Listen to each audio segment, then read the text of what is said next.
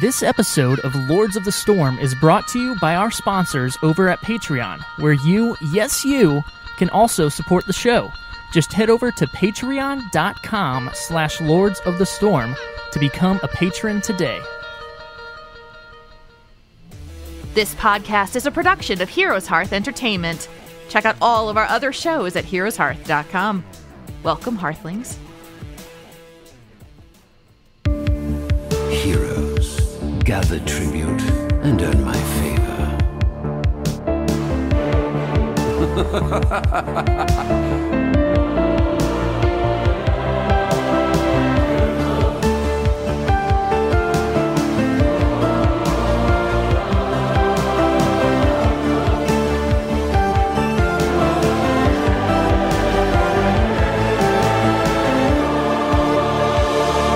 What do you say?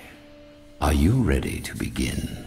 What is up, everyone? Welcome to episode 196 of Lords of the Storm, a Heroes of the Storm podcast. My name is Greg Gizmozord Parker, and I'm joined tonight, of course, by the Zord Lords themselves, Mr. Kevin Multizord Ellis and Ryan TBKZord Reader.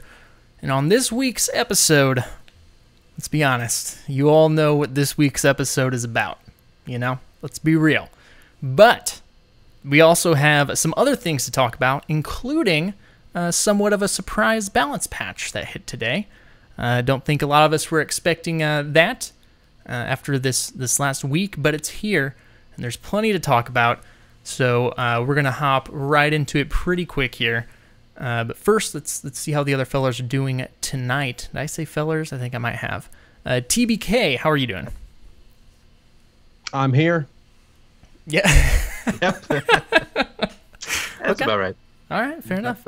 Multi, how are you doing? Well, I'm doing quite fine. How are you doing, feller? I'm doing mighty fine. That's Mighty right. fine, sir. Thank you for asking. Yes.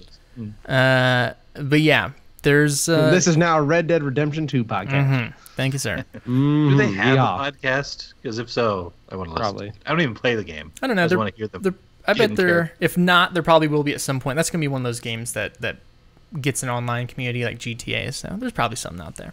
Yeah, sure. Mm-hmm. But yeah, there's a lot to talk about, so we're going to hop on into it and just get into the news this week. So without further ado.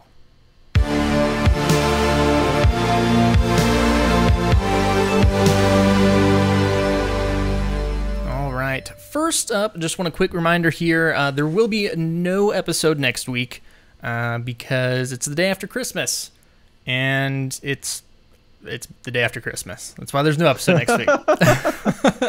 Right. So For obvious reasons. yeah, the day after Christmas. So this is actually the final episode of 2018.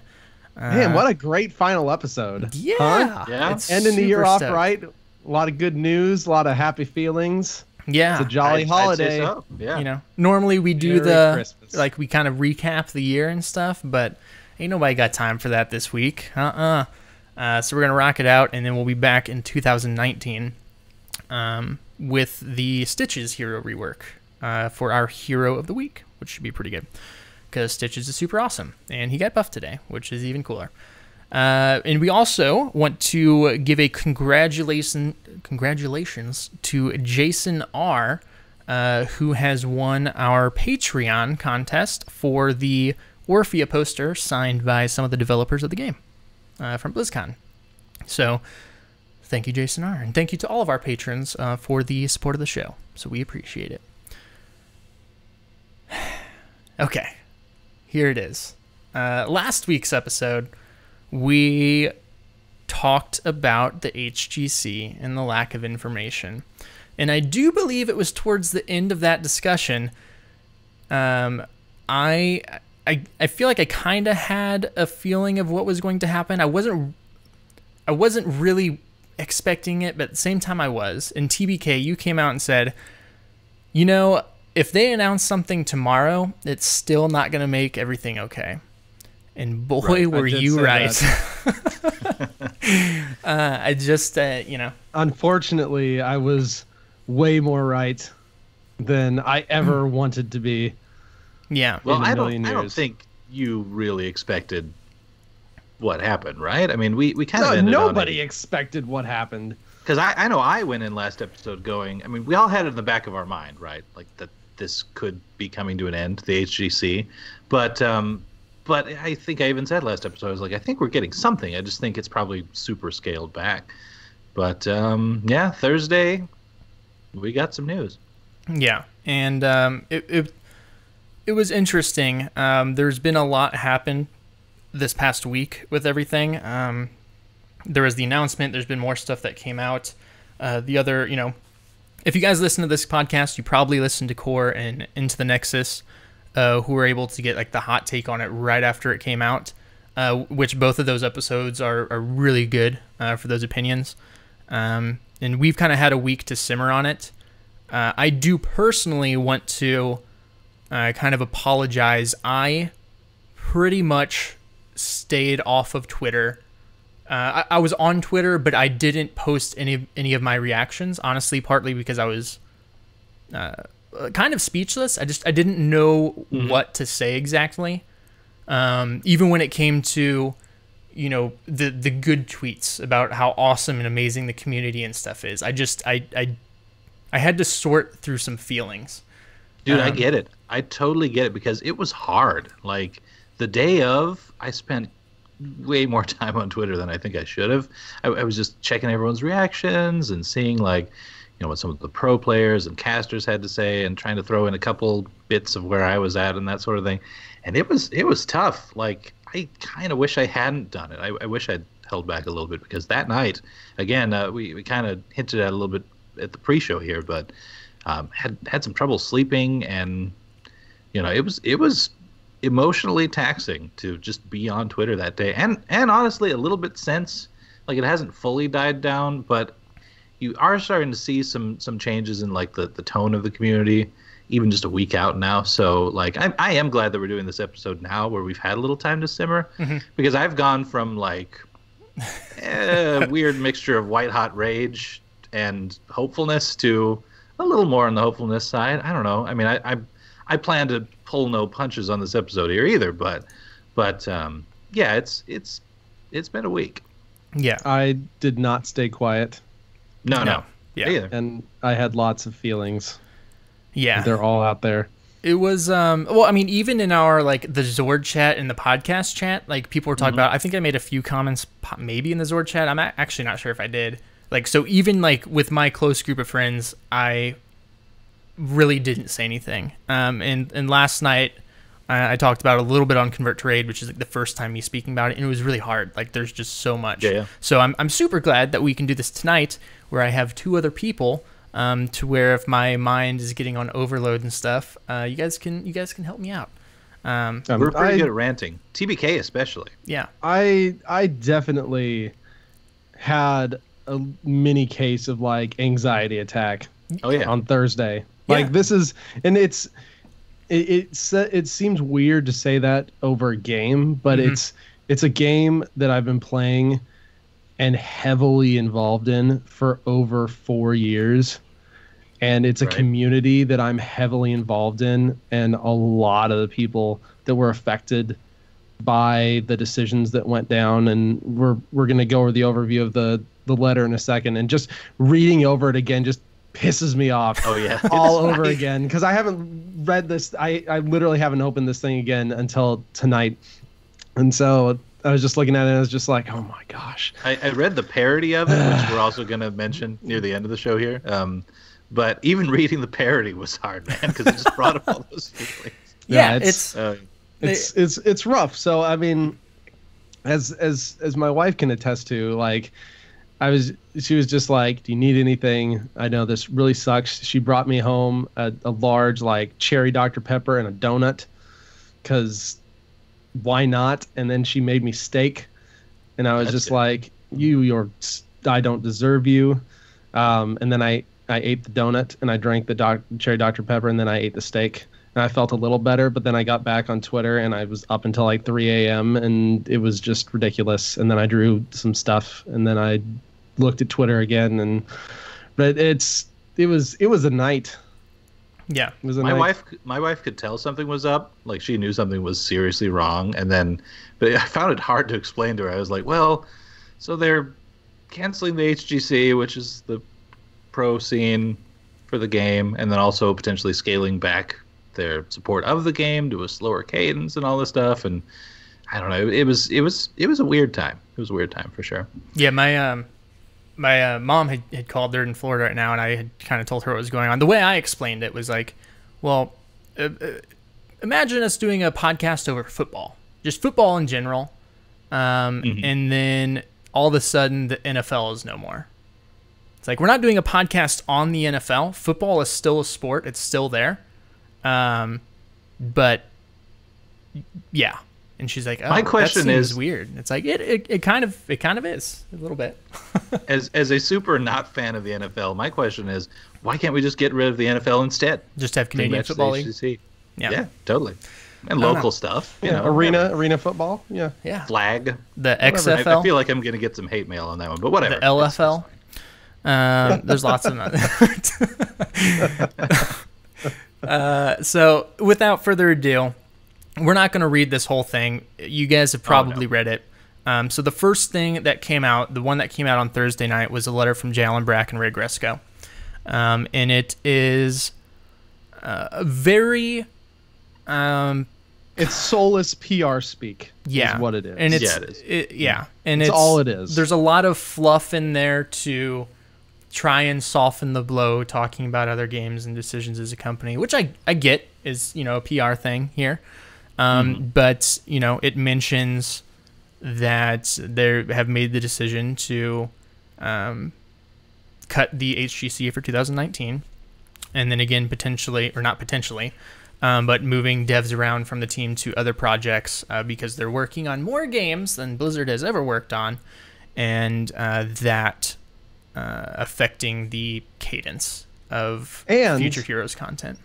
And the one thing I don't want people to forget, Heroes of the Dorm too. Yes. Oh yeah. It wasn't just HGC. They actually cut out Heroes of the Dorm as well, which was the college level. So in your scenario, Greg, this would be like college football and the NFL. It's true. Gameplay. So now we're just true. But now we're talking about the game of football and that good old little league. Yep. Now we're back to rec.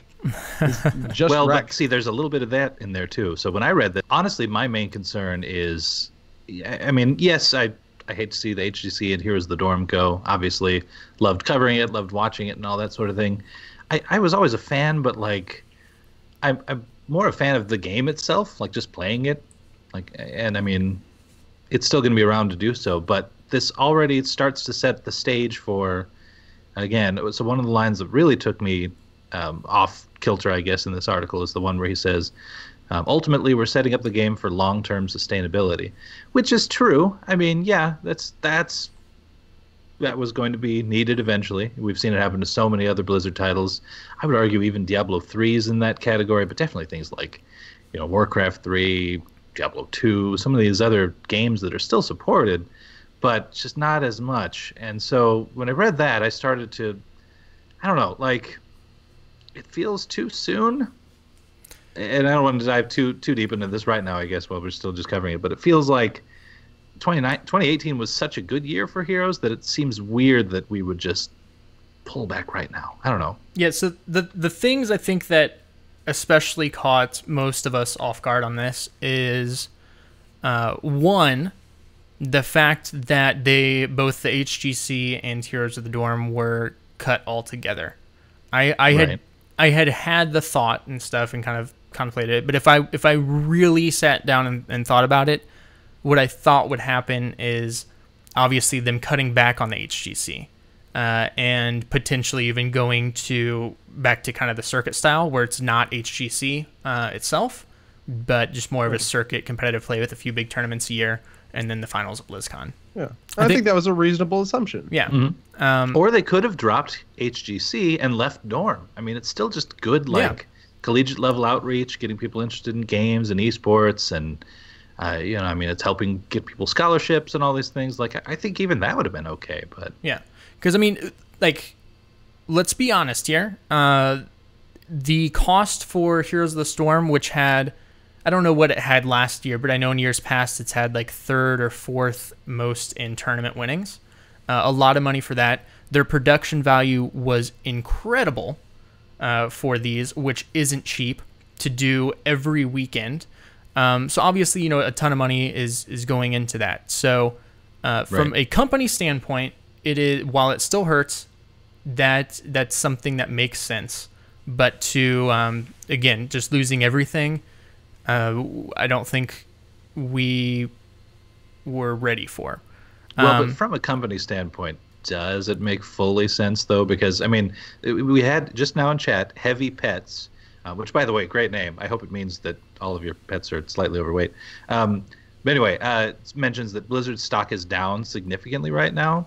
That's largely in part, at least, because of the Diablo Immortal announcement. Well, and, all stock is down right now. The entire stock market is and down. especially technology. Quite a bit. Yeah. So I mean, but there was a downtick after this past BlizzCon, and they've got to be looking at ways in which they can cut, and this is clearly one of them. But to me, again, so in a downward trend on the stocks, when they've already, you know, stirred things up with Diablo Immortal, etc., here they're cutting out an esport. Like, I don't know. My worry is that, you know, companies and orgs looking to invest in Blizzard esports across the board aren't going to do it as much. You know, I mean, I look at Hearthstone now, and it's in good shape. They're getting extra money actually this year. But I mean, again, if I'm like a new org trying to look into Hearthstone, and I see how quickly Blizzard can just drop an entire esport and all of the support for it, then I would be wary. And so that's where, like, I don't know if it makes the best business sense. Well, I wasn't saying to drop it completely. I'm just saying it made sense to, if they would have cut back on the spending, changed how it worked, things like that. Because I agree with you.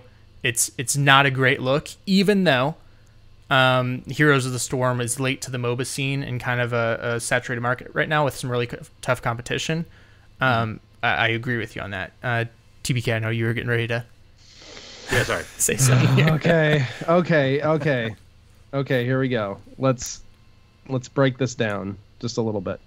So let's look at it from the business perspective first, right? From a business perspective, esports most likely right now, and this is for a majority of games, you're not going to be earning a lot of money off of it. In a lot of ways, esports are advertisement for your game, to promote it, to get other people playing, to develop a high-level scene, that type of thing.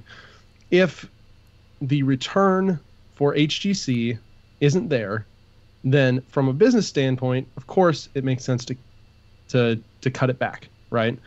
From the game, and we'll talk about this here in a little bit, but for the game itself, if the game itself is not making a ton of revenue or whatever, it makes sense to cut it back.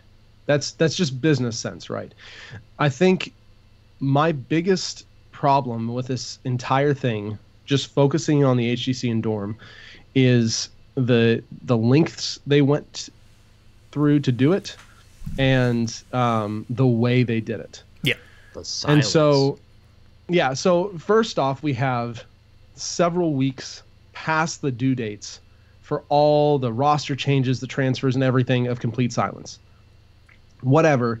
We have no idea what was going on behind the scenes. It could have been that the esports teams were fighting tooth and nail to come to some sort of an arrangement. That's totally possible. It could have been the esports teams had submitted proposals and it was just getting stalled out in corporate, on the high end, whatever. And they were just in this holding pattern waiting. We don't know. Regardless, the prevailing theory, and the one I'm more apt to believe, is that this decision was almost certainly not made by the esports teams themselves, but this came down from on high. Like, we're talking Blizzard president, VP level, or even potentially Activision level, and coming down and just killing it. Yep. So it's done. You're gone. At this point, you have orgs, casters, crew, and dozens of teams of players, coaches that heard nothing until they released the announcement on social media Thursday night. They knew nothing. We found out throughout the week that even the main casters and even the Blizzard employees on the Heroes team themselves did not find out until a few hours before we did. Poor J-How found out on his honeymoon. Yep. Which was terrible. What kind of news you get from that? And so, it was not just a, hey guys, we're gonna scale back. We're just gonna start doing circuit stuff, or maybe the prize money is going down a little bit, or we're gonna have like less lands or something like that. No, it was complete, just axe gone. And so I want to, one of the big tweets that was really going around that really hit me, because Blizzard has a mission statement, and they have mission goals, and the one that was really kind of touted everywhere was this one called "Lead Responsibly." Our products and practices can affect not only our employees and players, but the industry at large. Very true, Blizzard.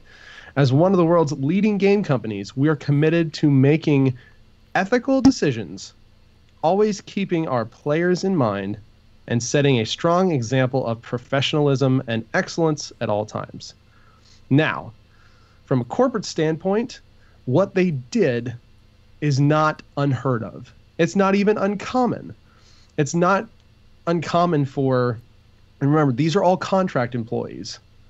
And so, unfortunately, contract employees can get yanked around and treated with a lot worse stuff than normal employees usually can. And so, just from a business standpoint, this is not unusual. You don't want this kind of thing leaking. You could have all sorts of crazy rumors get out of hands. You could have people being completely demotivated, orgs or whatever. So, I mean, I understand, I'm air quoting here. I understand from a corporate perspective why they did it the way they did it. But from a person looking at Blizzard, a company I've looked up to for many, many years, as one of the beacons of gaming, and looking at this mission statement, what they did was not ethical in a moral sense. You just dropped potentially hundreds of jobs of people before Christmas, a week and a half before Christmas. You extended the time out, so now these people have less time to find jobs and to keep themselves going. Keeping your players in mind. This is definitely not a decision that kept the players in mind, and a strong example of professionalism and excellence. Professionalism and excellence would have been, okay, guys, here's the deal. We need to cut HGC back.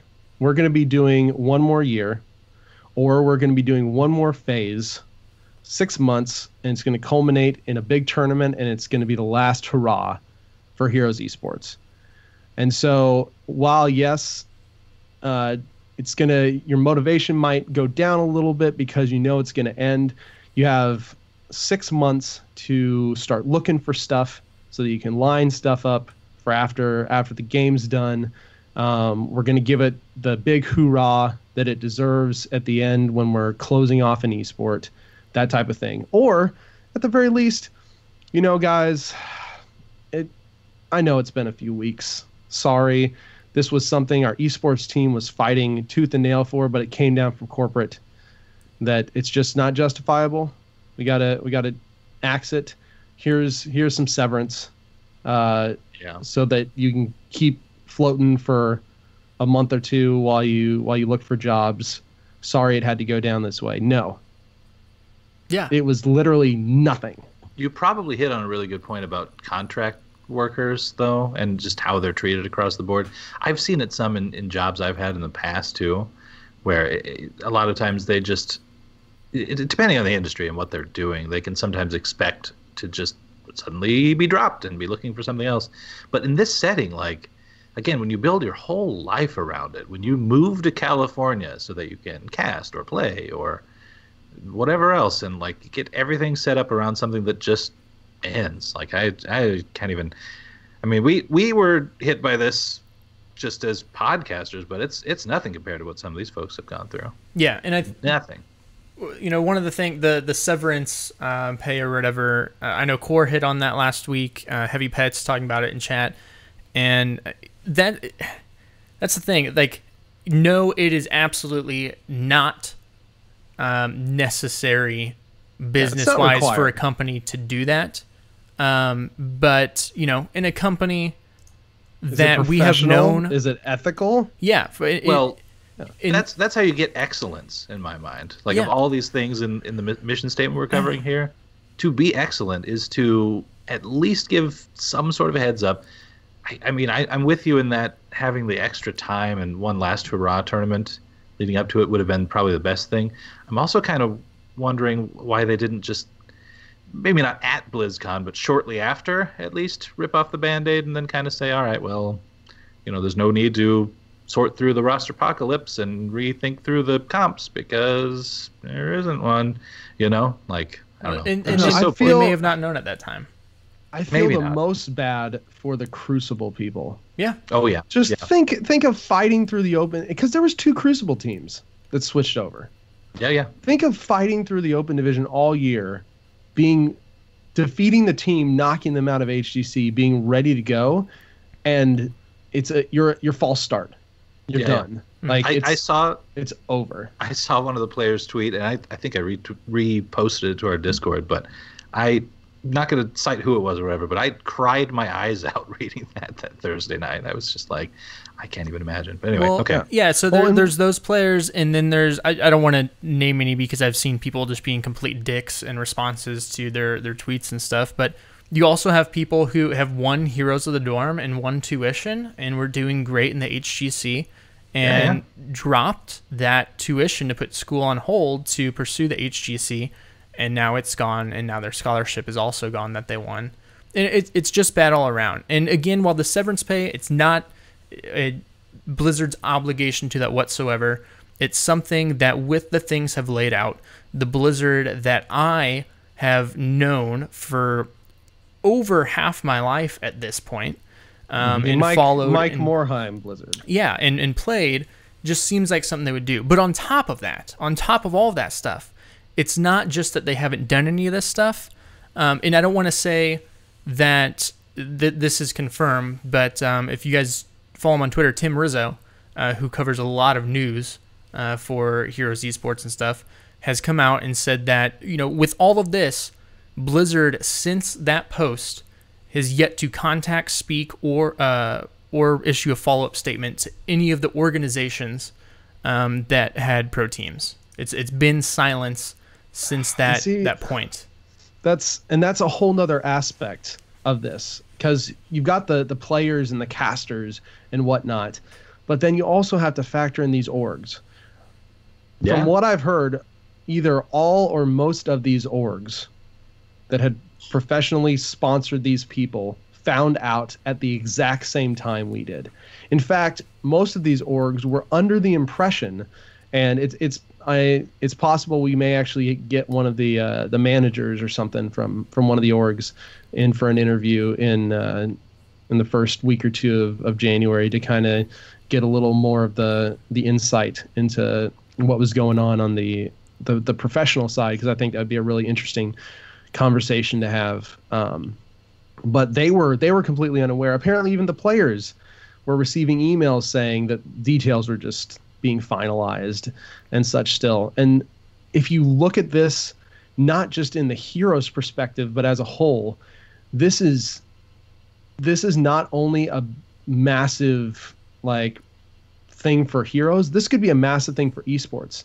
Yeah, because as an industry. Yeah, because if I were these orgs, I would A, not want to work with Blizzard again, or B, have serious hesitations of the what next. If they can just drop an entire esports scene. And this is not an esports scene, and yes, it may have been expensive, but this was not a low-tier esports scene. This was like number 7 or 8 in prize pool of the entire thing. This was like in the top 15 most watched esports of the year. Like, this was not just some tiny little thing compared to a League or a Dota. Sure, it's smaller than a League or a Dota, but it's not small. It was a tier 2 esport, but it was a fairly large tier 2 esport. And fairly lucrative compared to even other related tier 2 esports. From a prize pool perspective, and so just from a business standpoint, this seems like a massive misstep on Blizzard's side, because you're isolating and probably burning bridges with several orgs. I'm sure esports people talk among themselves, and in some ways, I kind of have to wonder, did HGC only happen last year because Blizzard was trying to get Overwatch League off the ground? I mean, hard to say. I don't know. This is kind of what I was hinting at earlier, though, when I made the point of like new orgs looking at Hearthstone or any of these other, even the Overwatch League to a degree. I mean, yes, OWL is much more funded and has been built in with what appears to be some staying power, but then again, we thought the HGC had a little more staying power than this. So I don't know. Yeah. And to speak to the industry at large, so I mean, I think some of it too is that esports, just as a concept and as like a building trend, is still kind of in its infancy. I mean, it's really only truly taken off, I don't know, past decade or so maybe. Mm-hmm. So it's hard to really know. And there's of course been other games that have come and gone in this way. I think we're going to see more stuff like that. Like and this is just my personal opinion, I think Fortnite is a flash in the pan, and that it's going to crash hard when all the fans just glom onto something else that they're really into, because I just think it's a dumb game. But so like I could see this kind of thing happening to Fortnite and that being huge over there too. So like, I mean, this could speak to a trend that we see more across the board, but it doesn't bode well for esports in general. And not to mention Blizzard esports. Yeah, I don't know about Fortnite, man. Like, it is an esport maybe, but that's the new Minecraft, especially with the creative game mode they came out with. And I'm not happy to admit it, but like, holy crap, those kids are going to be spending money all over the place. 2020, it'll be dead. Calm down. The thing is too, unless you got something, Greg.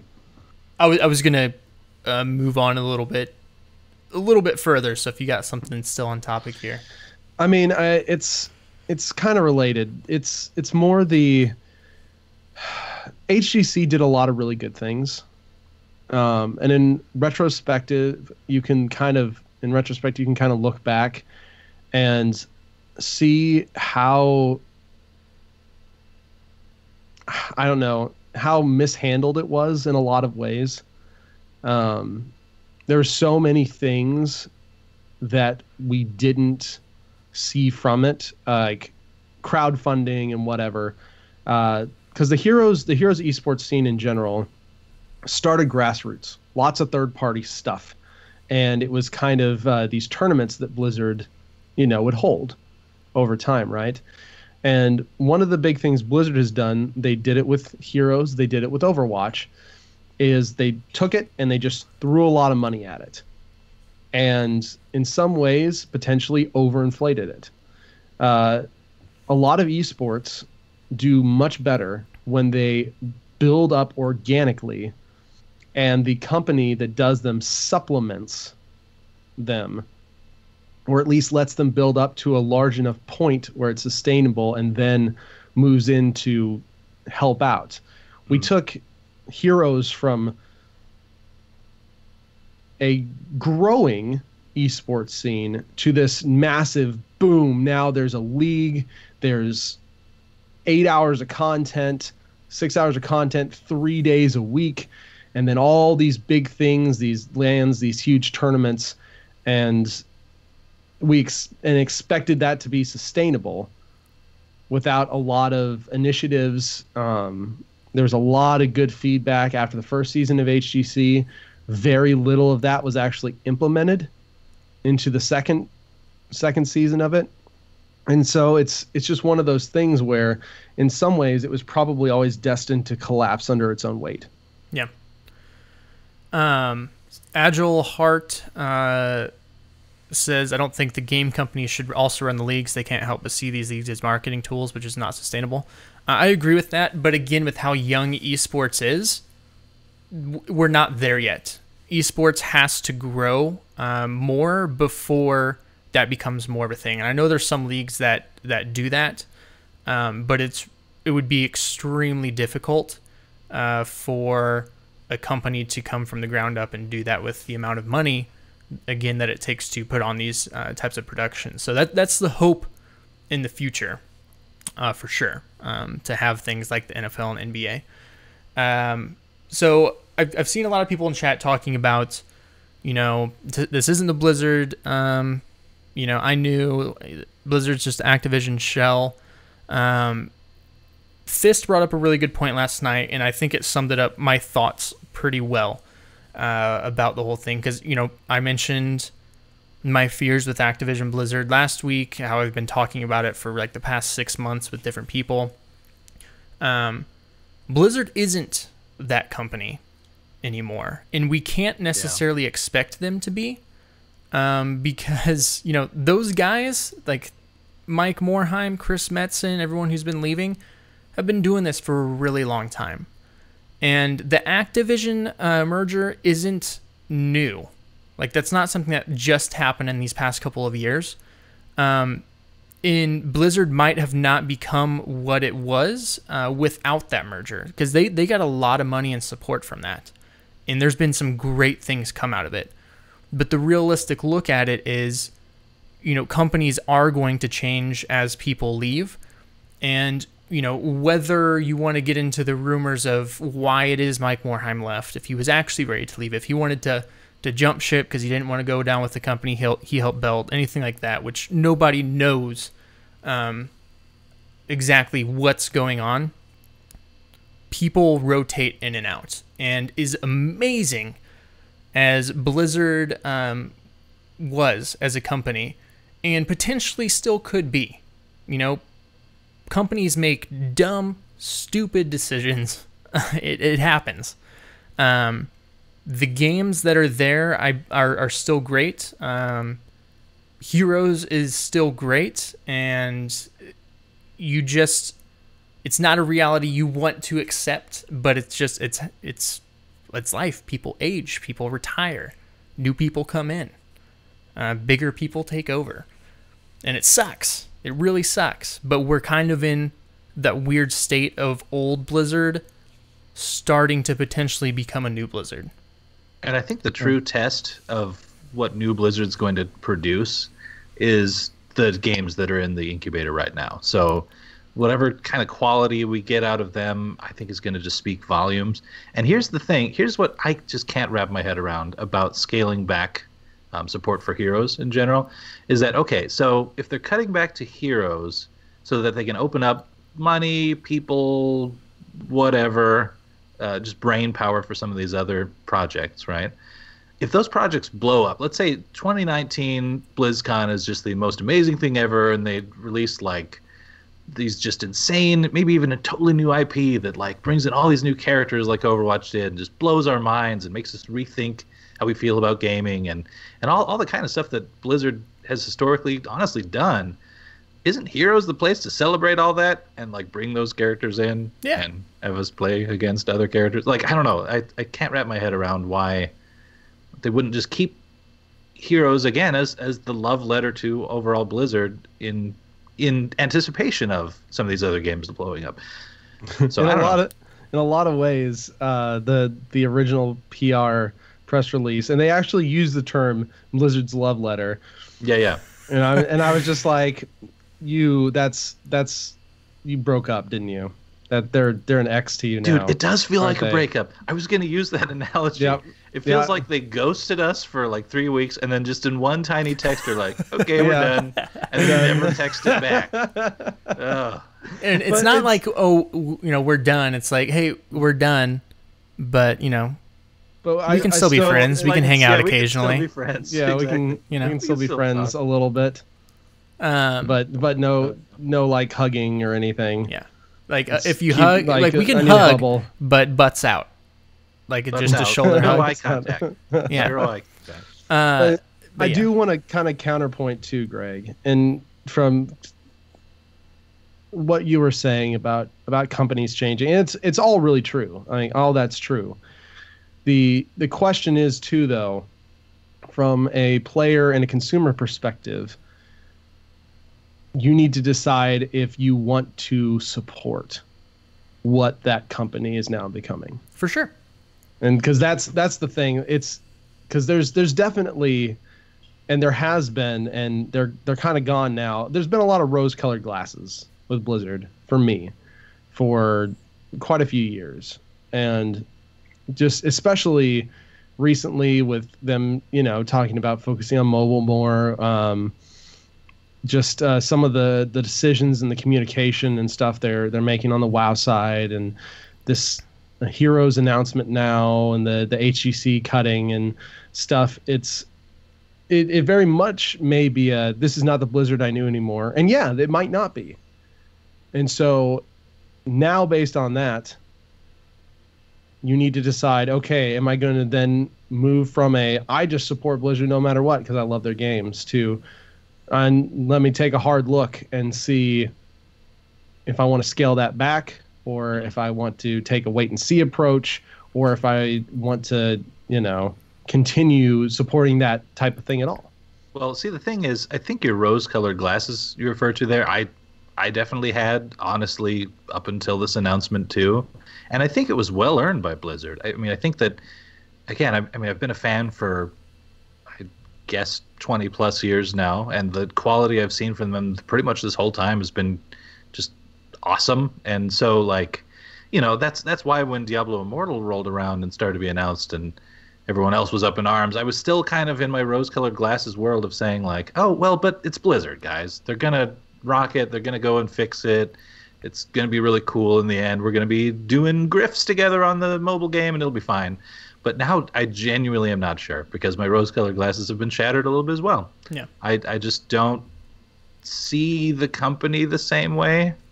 And it's to the point where, like, I considered, and I kind of say that in past tense, considered myself a Blizzard gamer, to the point where, like, I wasn't even really exploring games in other companies, because I love how some of it meshes together, and how, like, you can fall in love with some characters in one game, they appear in another, and there's crossovers, and I'm still, like, obviously in the infancy of thinking about branching out a little bit more than I have been, but yeah, I'm totally with you. I had the rose-colored glasses on, and this has taken them off.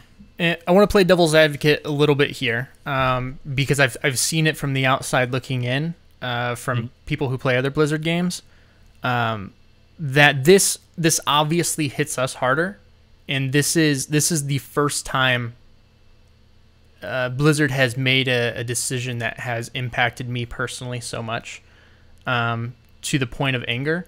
If this same thing happened, say, for me to StarCraft, I probably wouldn't have been digging into it as much, seeing all the backlash. Obviously, I still would have thought it was super dumb, like, of a decision to make. Maybe a red flag. Yeah, and a red flag, but I don't think, in all honesty, it would have impacted my thoughts that much. I would have thought it was dumb. I don't know if I would have been, like, angry about it.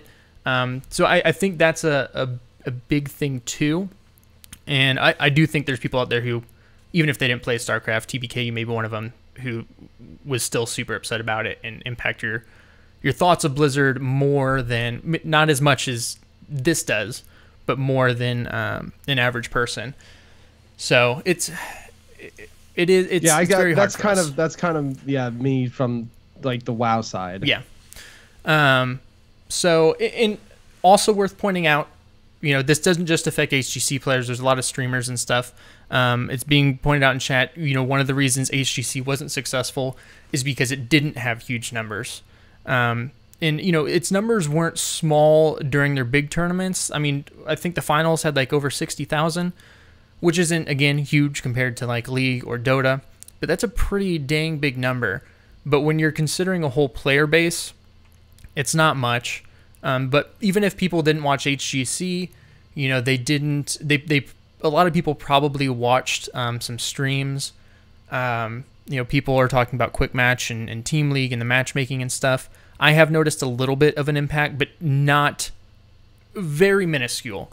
Like Highberries was saying, you know, we were playing Team League before this. It was great. Matchmaking was great. We did stomp some teams, so maybe it wasn't that great, like match-wise. But, you know, there's going to be some people who leave because the HGC is gone. Probably not a huge amount. There's going to be some people who probably leave because some of their streamers are leaving. Probably not a huge amount. There's probably going to be some people leave just because they're upset right now and trying different games. Some of those will probably be back. But there are still a lot of people playing Heroes of the Storm. And the HGC stuff, you know, isn't going to have as big of an impact on that. In fact, and we'll get into more of the goods here later, it could have potentially a positive impact on the fact that they don't have to balance around professional play anymore. Potentially. Yeah. That's a very valid point. Yeah. Which we'll get into later. If you think about it too, in a lot of ways, Heroes was never set up to be an esport. Yeah, look at the main mode of the game. The main mode of the game is Quick Match. It's not a form of drafting or anything. It is pick what you want and play it. And you're going to get a random map. And nothing about that is pro, nothing about that is strategy. Mm-hmm. That is just jump in and play. And that is the audience that they self-admitted 2 BlizzCons ago is the majority of the way people play. Over 45% or something ridiculous like that. Yeah. Their main mode was Quick Match. Mm-hmm. And again, there are people in that Quick Match queue right now that just don't follow any of the news, don't even know this is happening, aren't listening to this show. They don't know anything's changed. Don't know what HeroesHearth is. They're just playing a game. And those people, like, the one other nice thing we could take away from, again, the line that I still think is concerning, but is true in the original note, is ultimately we're setting up the game for long-term sustainability. I mean, I do think this game is going to be on and running until we're much older, or maybe like technology itself surpasses the need to have something like this. You know, we all jack into the Matrix or something. Because again, I mean, Blizzard does support their titles super long-term. Like they are very sparingly, but patching. Like Diablo 2. Warcraft 3 has patches coming out. Warcraft 3 has patches. They're re-releasing Warcraft 3 yet again. And so, like, I mean, the game's going to be on and running. I'm worried about the cadence. I don't want to talk about that too much right now, and like how much it scales down over the time. But I mean, we'll have access to this game for as long as I can imagine. Yeah. Well, and let's kind of start segueing into the game itself. Yeah. Because sure. The news, as Greg was saying, brought with it the note that there was going to be at least a somewhat scaling down of the Heroes team, and we've actually seen a little bit of the blowback from that on Twitter. Not all the we honestly have no idea how many devs are being pulled off. We have no idea for the most part who is going and who is staying. There have been a few big names that have confirmed one way or another. My personal sadness, Matt Villers, who's a really good friend, is getting pulled off onto the WoW team. He announced, which, I mean, really good for the WoW team because they are getting a super freaking passionate dude. Mm-hmm. But it makes me super sad. Asgaz, many of you may have seen him on Twitter at one point or another. He was in the live portion of the game. He's moving off to an unannounced Diablo project, I believe. He talked about that. So that's a big loss as well. I do know from posts that Kyle Dates, who did Orphea,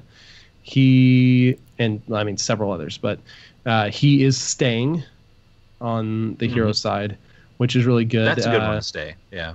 Yeah, Daybringer, Kinnebrew is posted on the Reddit. They are both staying. We honestly, but most of the people, we honestly have no idea yet, and I don't know if and when we will find out. I think they're still kind of solving through some of that, and there's going to be some transition time as well at the same time. Because again, they learned about this slightly before the rest of the announcement anyway, which is from a job perspective is so. I mean, they still have a job, yes, and their talents will be used very much elsewhere, but it's still just stressful right before the holidays. And I should also clarify too that nothing we've said like anti-Blizzard in any of this was directed at any of these people we decided or anyone on any of the teams.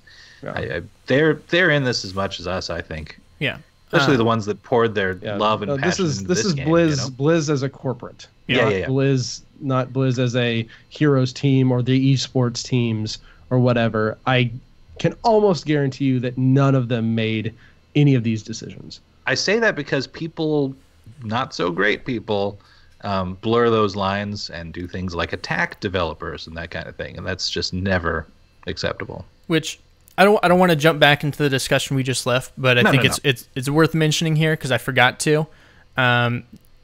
That all this stuff happened.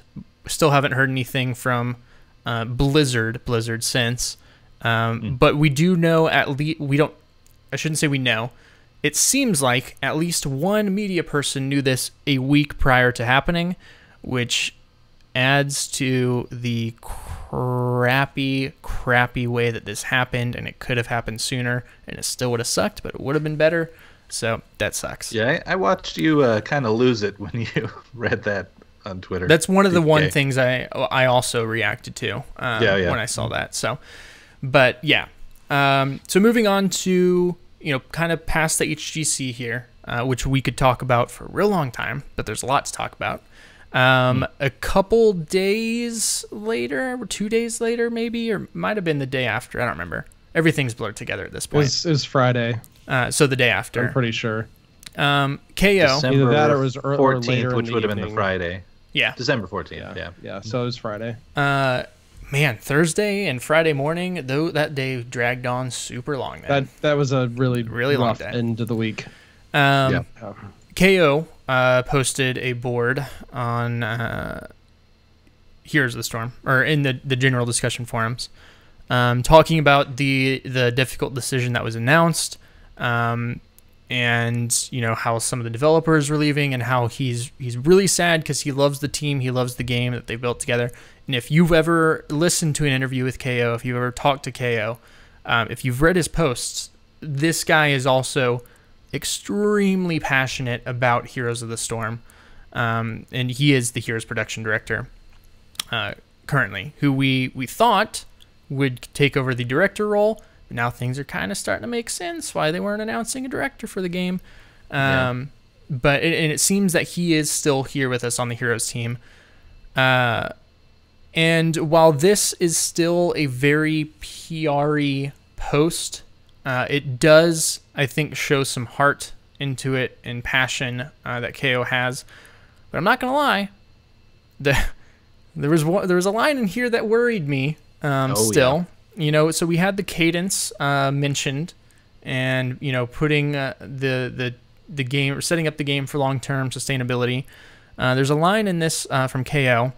It says, this means we're still committed to regular hero reworks, themed events, and even new heroes. Yeah, the word even alone in that, like when I read that, it makes you worry that the production of new heroes was potentially on the chopping block, but they barely, narrowly saved it. Mm-hmm. And then if that's not true, it makes you worry that, like, how many heroes are we getting in 2019? The scary numbers in my head floating around are like 4. Here's the thing, though. We don't know exactly how many developers we're losing. Yeah. And we don't know how many are staying. But we need to keep in mind that this is not a maintenance mode team. These are all Heroes people. There's just going to be less of them. In fact, Blizz Daybringer actually posted on Reddit shortly after this note from KO was posted and said, "We are still here, actively developing the game and always listening to our community. Please keep your heads up and know that you still have a vibrant and passionate team that loves this game and will continue to make it better." True too. Yeah. And then he goes on. Oh, let's say, go ahead. I was just gonna say that did comfort me a little bit there too. Yeah. But anyway. And then he goes on to say, "Hopefully we can share more with everyone very soon, but we will be far from a skeleton crew." And that's another thing. This is not like Diablo 3 skeleton crew or anything. They're going to be far from a skeleton crew from their mouths themselves. So that's another thing to kind of keep in mind as we're talking about this. And then Blizz Jackson actually posted as well in this thread and said, "I'm still here too. We love this game and it will continue on. This is my first MOBA and I've sucked thousands of hours into it. It was my live stream to work for Blizzard on this product, and I still have more to give." And then down a little further, Kinnebrew was one of the 3D artists, says, "We put a lot of love into Heroes and will continue to put love into Heroes. We love this game, and I know you guys do too." So, I mean, it's kind of nice to hear that from several people who are actually prominent. You may recognize some of those names from the AMAs and stuff, though they're still on the team. That's great. It's not going to be a skeleton crew. It's not going to be a maintenance mode team. These are actual still Heroes people. They're not bringing in some maintenance mode other people after they scattered all the developers to the wind. That's not going to happen. No, yeah. I guess I was speaking more about just my gut reaction to that line that Gizmo was talking about, because as time went on, I started to think about that kind of thing too. And actually, I don't know. I want to make a larger point here. Gizmo, what were you about to say? So I wanted to, and I apologize if I regurgitate something you guys said. I was reading through chat because chat is having a great conversation about a lot of stuff. Yeah, they are for sure.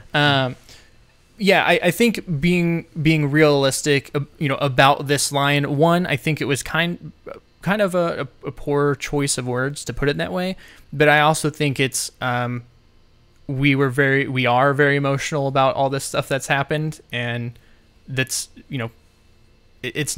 shouldn't be a big deal, because hero releases should start slowing down. Now they have slowed down, but we do have a lot of heroes in the game, and we will continue to get them.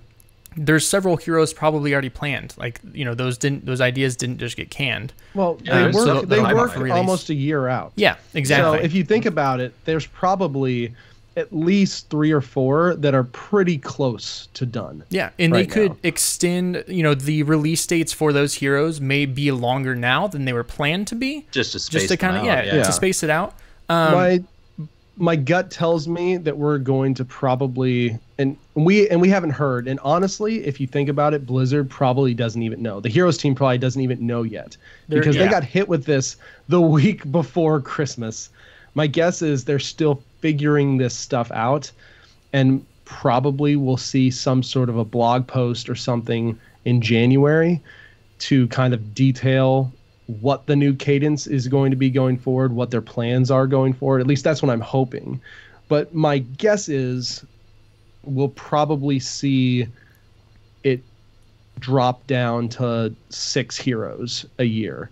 Yeah, 4 to 6. I threw out 4 randomly. That's I'm thinking 6. That's 1 every 2 months. And if you think about it, and this is where I kind of want to make a comparison. They're still planning on balancing. They're still committed to reworks of heroes. They're still committed to events. And if they give us 6 new heroes a year, that is just as much or more than League of Legends and Dota are putting out right now. Yeah. Except that we have like 13 maps. We're not limited to just the one map. We have 13 maps.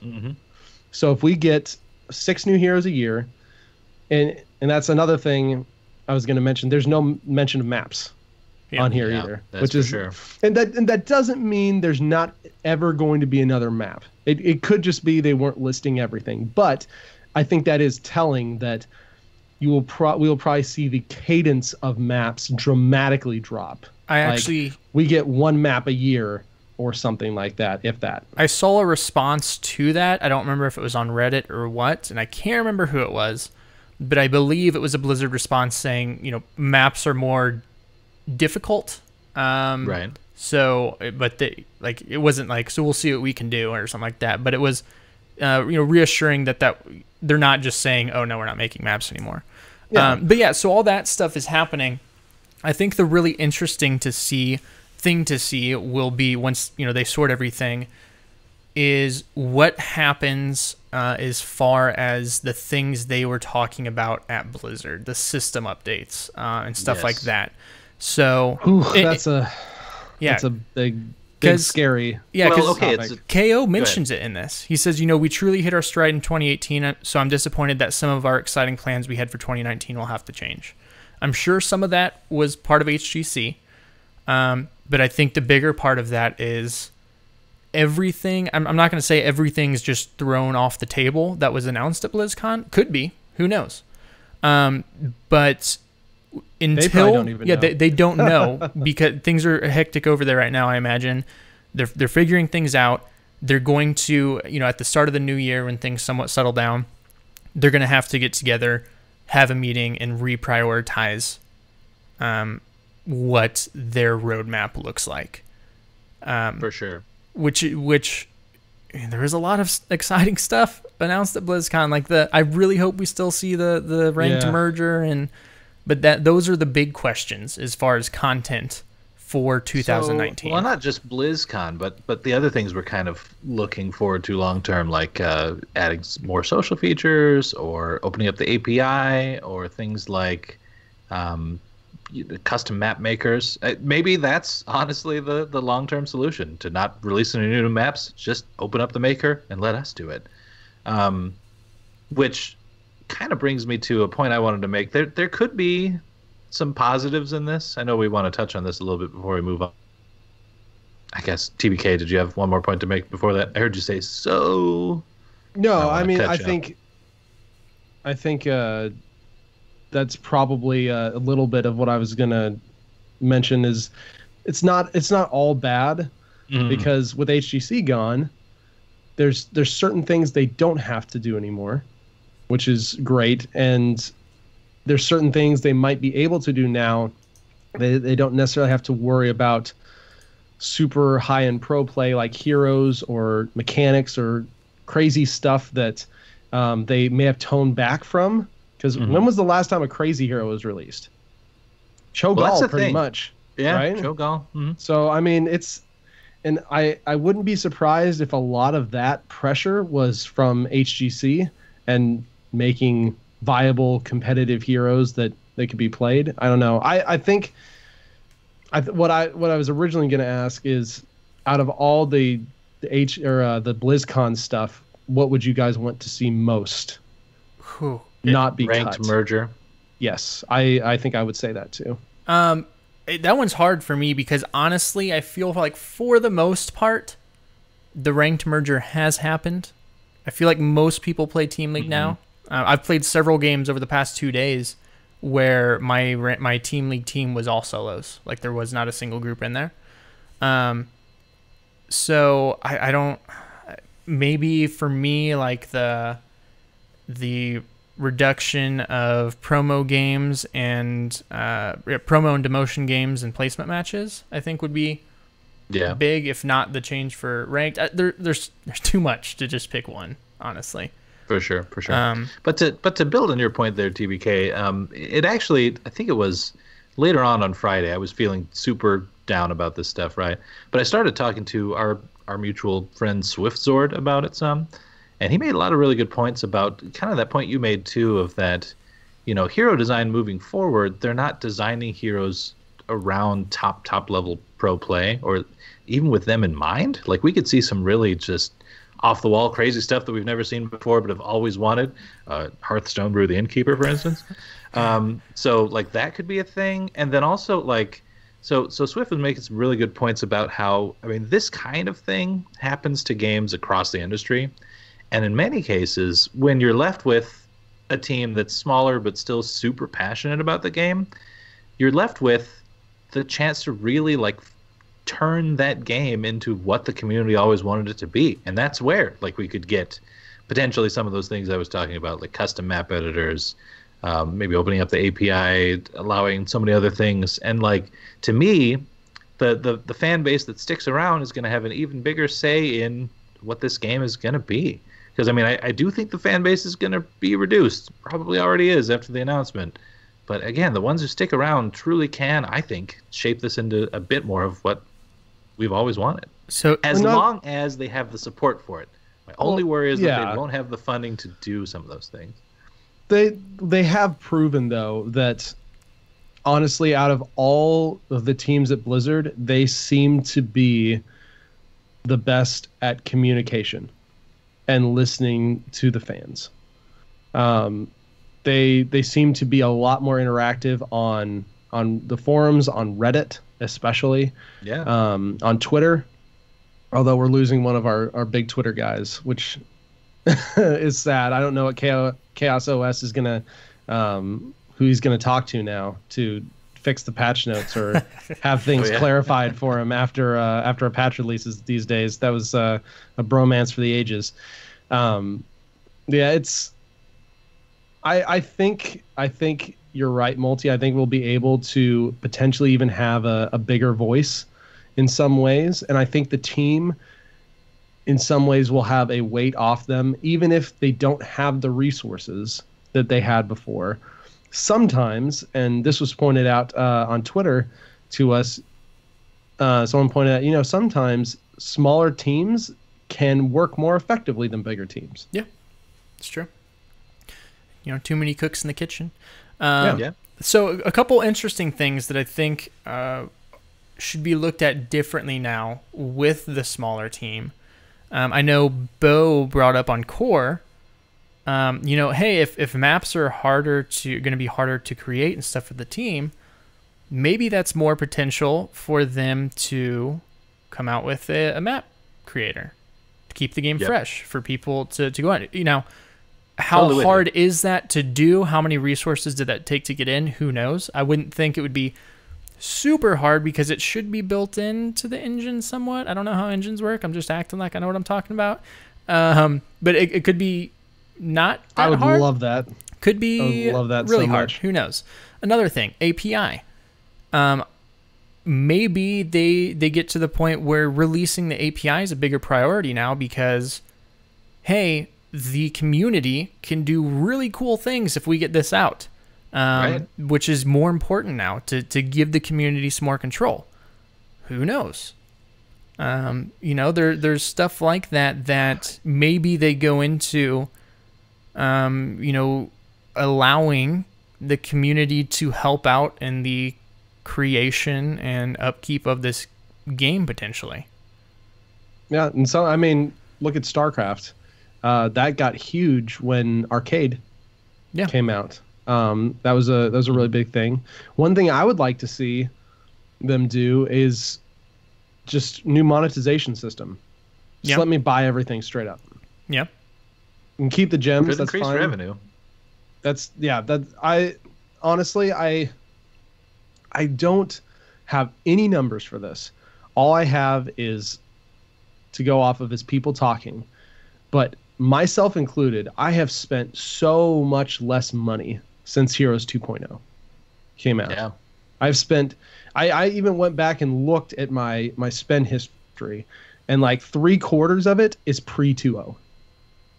Yeah. And you wonder if that played into this. It may have. It honestly may have. Because they're looking at the revenue coming in and they're saying, all right, this isn't up to par. Did 2.0 hamstring it a little bit? I think it did. At least according to a lot of people I've talked to, I have almost across the board seen I spend less money on Heroes after 2.0. Mm-hmm. And it'd be interesting to know that fact. They'll never share it with us. No, they'll never share it. They've never talked about any Heroes revenue things. But at this point, it's just like, if this wasn't working, or if you see your chart, your revenue chart, and Heroes 2.0 came out, it shot up for a second, and then it started just trending downward.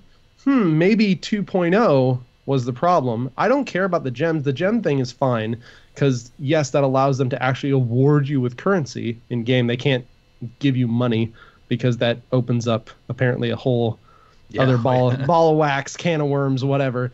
But let me buy gems with money, and then let me buy absolutely anything I want in the game with gems. Yeah. And yeah, you can leave the loot chest still there. That's great. Yeah, as a free I can randomly get some stuff. Yeah, it's a free to play option. It's great. But then people who want specific things and don't get shards and such, because shards are such a hard to get currency in so many ways. Let me just spend money. I want to give you money for things I like. Well, and let me do it. And that's one change I would like to see first. And also think about it. So, one, I absolutely agree that the monetization of the game could have been what potentially led to these decisions, because obviously games should be making money for a company. But we're talking about it like this, where we spent a lot of money pre 1.0 or 2.0, and I've still spent money in 2.0 thanks to freaking bundles, but less than 1.0. And we are the hardcore players, and we have stopped spending as much money. I can't speak as to what a casual players is like, whether they are able to grind out more gems, or if they don't play enough to where they're not getting the shards, so they're spending more money. Who knows? And only Blizzard knows that. But I think it'll be interesting to see what happens in the next year, I think, because I think they will be looking, the stockholders of the board, or, Daddy Activision, whoever's looking down on this and making these decisions, is going to be looking at, what's going on in Blizzard money-wise this next year. It'll be interesting. Yeah. Yeah, and, for sure. There's stuff going on in the chat, about the monetization stuff. Was 1.0 out longer than 2.0? Remember, to Heroes. Oh yeah. I think 1.0 probably hasn't been out or wasn't out that much longer than 2.0 at this point. Mm-hmm. Remember too, Heroes was horribly marketed when it came out. Honestly, Heroes was horribly marketed when it came out, and it is, in a lot of ways, a totally different game now than it was then. And I would say it is a totally different game, for the most part, to the better now than it was then. Which has been the beauty of Heroes. Yeah, it evolves as it goes. But when 2.0 came out, they actually did a huge marketing push. They actually did a lot of promotion. And so I'm sure 2.0 kickstarted and added a huge chunk of player base. But that huge chunk of player base was never in that direct monetization model either. Yeah. I don't know. Yeah, that's true too. You can see it actually, at least in one sense. So I don't know if you guys caught MF Pallytime's reaction video. It made me almost cry. Oh, it was rough to watch. It was heart-wrenching. But the point I'm alluding to is when he actually pulled up the stats of like Google search interest in Heroes of the Storm, and how you could see it spike at the release of the game in Heroes 2.0. So yeah, I mean, the marketing's I almost called it a marketing scheme. Marketing campaign is a better word. Did help with that. But you're right. Anyone brought in at that point wouldn't have known the other system or known the difference. So I don't know. But yeah, no, I see you in chat, JDeb. That video was rough. Yeah. Hearts out there. Pallytime. So yeah. So it's, the short of it, I think, for us and not the HGC, is it's, we're gonna have to wait till the beginning of next year for the team to settle. And if I had to guess, I think we potentially will see either a blog post, or maybe, who knows, maybe even an AMA of some sort, like end of January, maybe early February, because I think it's going to take some time for things to settle down and for them to reprioritize. But I have a feeling that they want to, once they figure things out, answer some questions about the BlizzCon, the things announced at an BlizzCon. AMA. Yeah. An AMA would be appropriate, because then they could really touch on, okay, what are the BlizzCon things that are enough along that we can still put them in? What are we thinking about cadence and some of these other things? And yeah, that's a good forum for that. Yeah. I'd like to see that. So let's move on to the community here, because it's not just the developers and stuff who are extremely passionate about this game. This game's community, we may be a small mouse voice compared to some other games, but gosh darn it, we're freaking Mighty Mouse, because we fly around. We're passionate about this game. Some people left, but there's a lot of things sticking around that aren't going anywhere. And when it comes to competitive HotS, I know Tempo Reynad has come out and said they're looking at some stuff. HeroesHype has said they're not going anywhere. HeroesHearth is looking at the potential to do some stuff. And Heroes Lounge, I believe, announced something was it today? Yeah, they announced a Division S today. And that's basically going to be their like premier pro division type thing that actually has like relegation and stuff. Caldor is going to take over the main casting responsibilities for that division. And so it's really exciting in a lot of ways. To be completely honest, I think it's a little premature on their end. I would love to have waited and seen all these people get together and plan something under one big roof or one big system, because the more fragmented and fractured it is, the harder it will be to get off the ground. I've seen that sentiment out there too. I think Royalite made a post like, if we're going to be a smaller community in general, that the community that remains really needs to like band together and get close and work together on these kinds of things. I do. So I want to bring something, because I know that post you're talking about.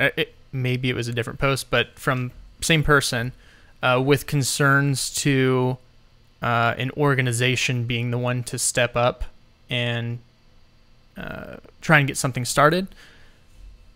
There are no organizations that own Heroes teams at this point. Like there are no professional Heroes teams currently. So, I don't know what HeroesHearth's plans are going forward, but has actually said they are not going to have a team. Yeah. They want to be more the back end of this to build infrastructure of this thing.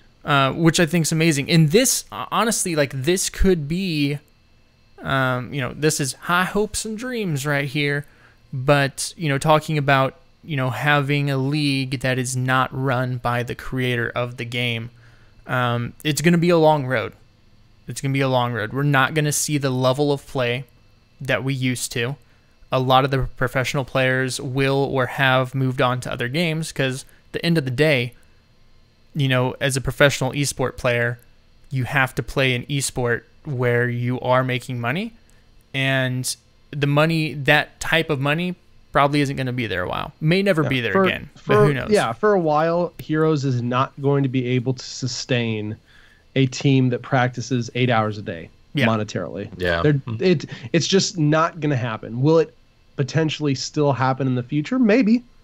It depends on how well put together and how much all these disparate orgs get together and work together. And I know that there are a lot in talks and a lot of big names in talks that are trying to make something happen.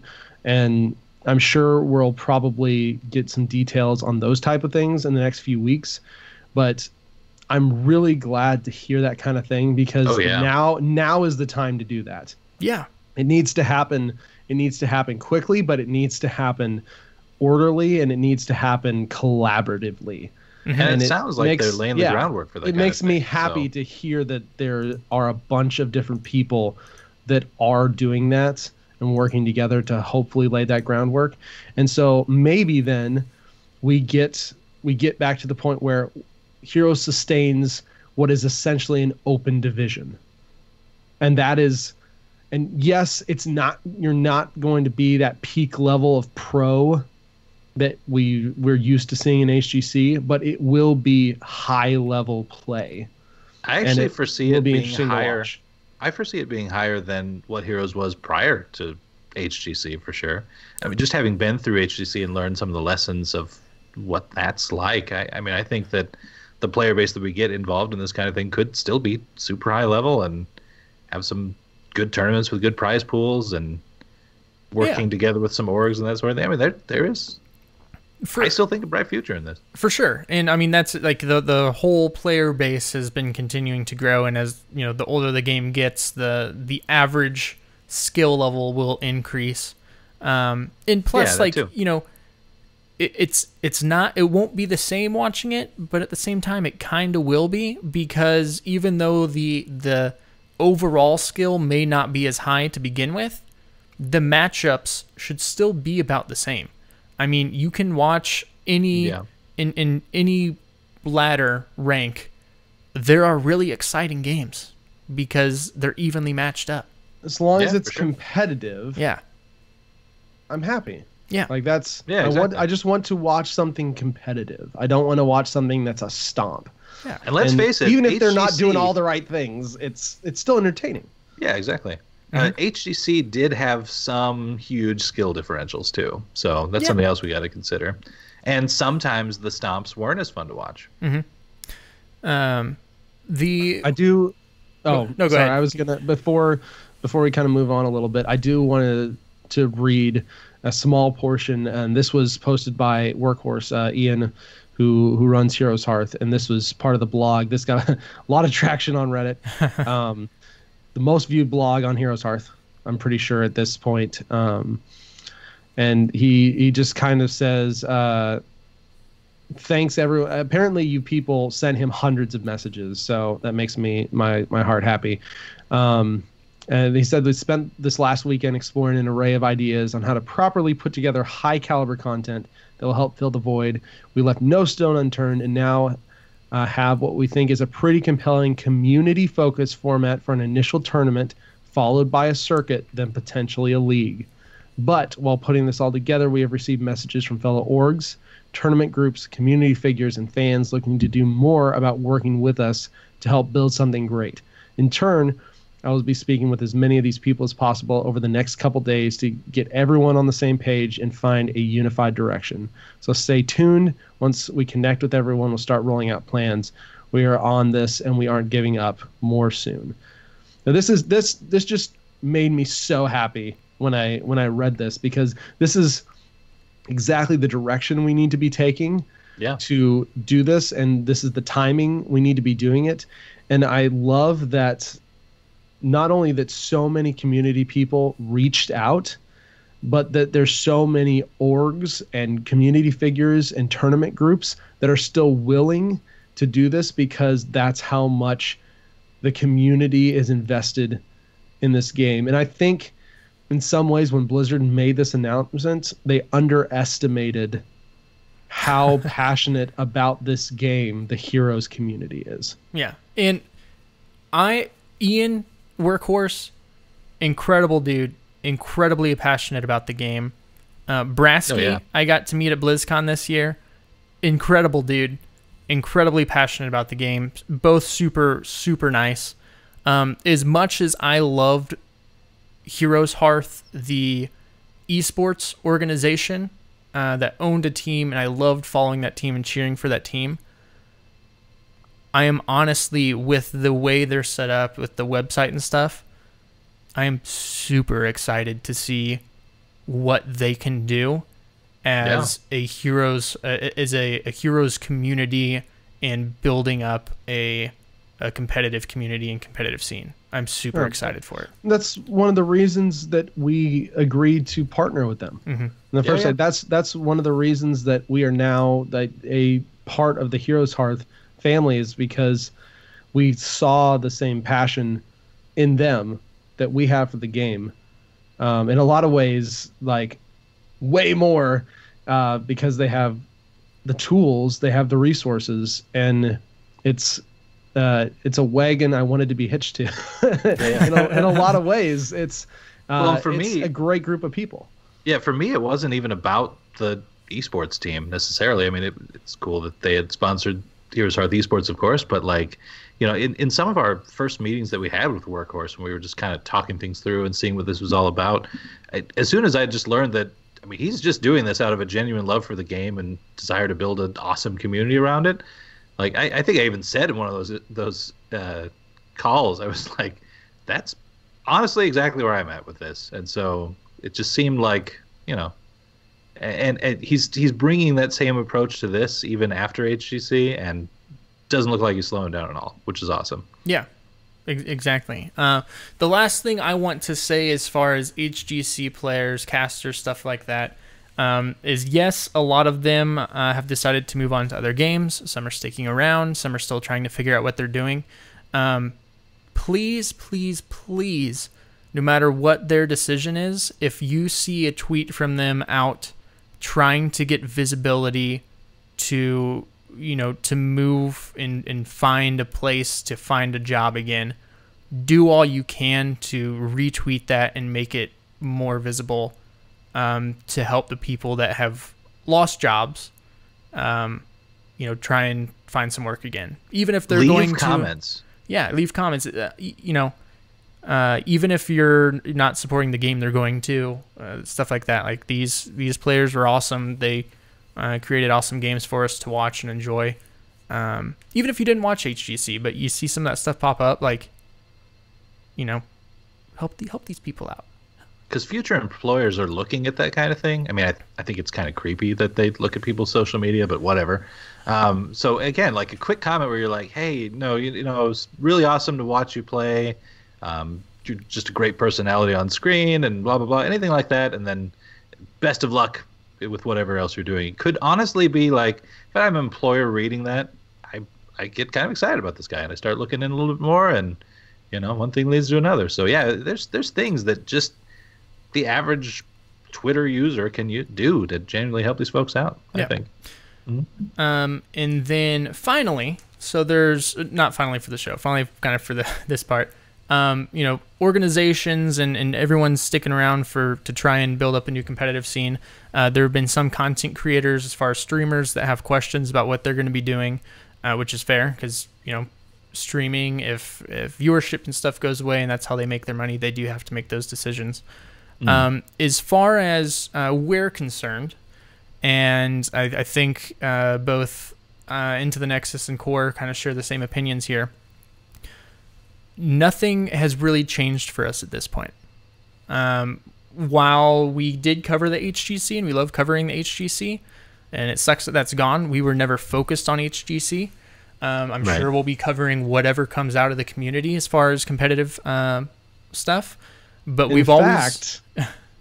with the section used to be called Tournament Talk. It's true. Used to be Tournament Talk. You know, and we'll still be covering that stuff, but we have always been a news / community / guys just getting around, you know, to talk about Heroes. And, you know, as long as there are things to talk about, you know, and we still love the game, we'll be here talking about the game.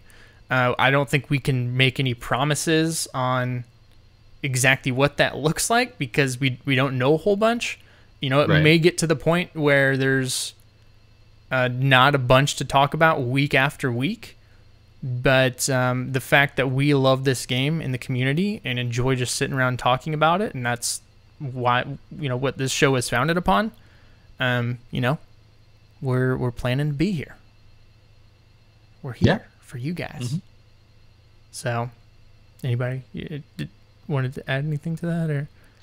I mean, the only thing I could think to add is that, I'm totally with you. And like, again, for me, it's always been out of a love for the game itself, and honestly, just like chatting with you guys about it as friends. It would mean something to me. So yeah, I'm on board for sure.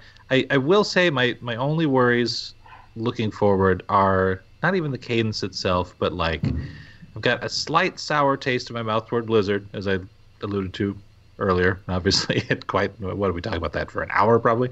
So there's that, and then like my only other worry is that I like to, and you probably know this if you've listened to the show long enough, but I like to dream really big about things, and I'm kind of worried that like I'm going to be tempering some of my expectations depending on what the new cadence and what they're able to do down the road is. But again, I mean, you know, as long as we're all having fun, we're getting in games, doing stuff, HeroesHearth is growing and everything's cool, I'm in, man.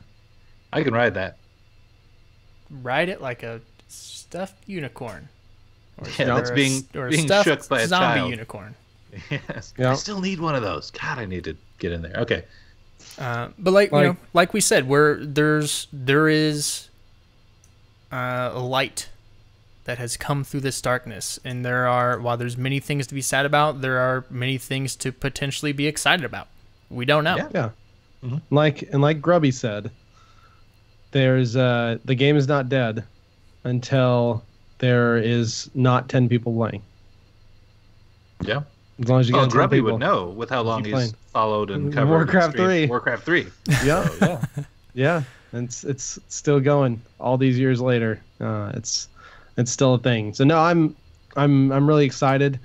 You know, who knows? Depending on the new cadence, you know, there might potentially be a show again that doesn't crest the 2-hour mark. I don't know. Like, I know that sounds pretty weird, guys, but You know, when we might started have this to thing, cut down to like an hour 45, hour and a half. You know, depending on how much there is to talk about.